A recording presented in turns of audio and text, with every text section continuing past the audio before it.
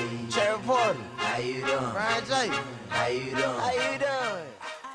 Hello. Today we are going to be talking about exchange rates and how to learn them and apply them in macroeconomics. What is an exchange rate, you may ask?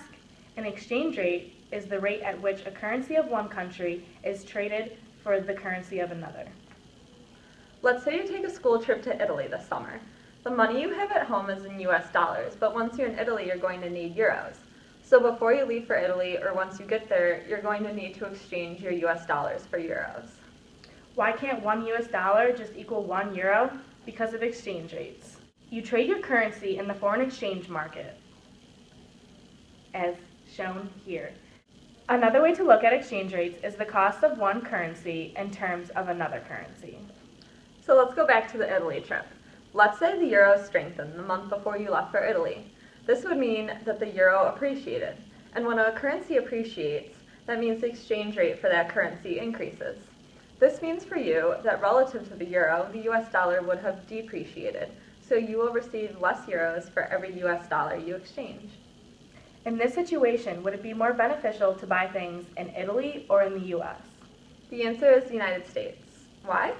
Because if your currency is worth less in Italy than it is in the United States, it makes absolutely no sense to exchange your US dollars for euros, then purchase the item because you are receiving under €1 for every US dollar. Now let's do an example. Here we have the foreign exchange market. What will happen if interest rates in Italy rise? On the left we have the quantity of the euro on the x-axis and the exchange rate in terms of US dollar over euro on the y-axis. This is a simple supply and demand graph, so we also have supply and demand curves. And on the right, we'll have the quantity of the US dollar on the x-axis and the exchange rate in terms of the euro over the US dollar on the y-axis. And again, we have the supply and the demand curves. So if the interest rates in Italy go up in comparison to the United States, more people, the Americans, will want to invest their money in Italy versus the United States.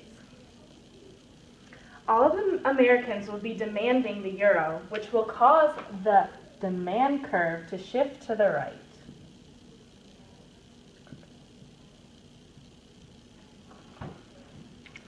On the other graph, since the people are demanding euros, what are they going to supply with? US dollars. So the supply curve will shift to the right. And if you notice, the demand and the supply curves that are both in pink both shifted the same ways on both curves.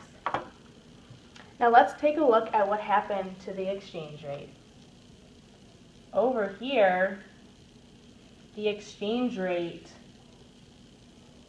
increases for the euro. And on this graph,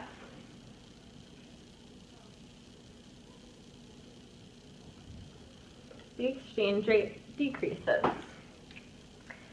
Lastly, don't overcomplicate it. Exchange rates are simply the cost of one currency in terms of another.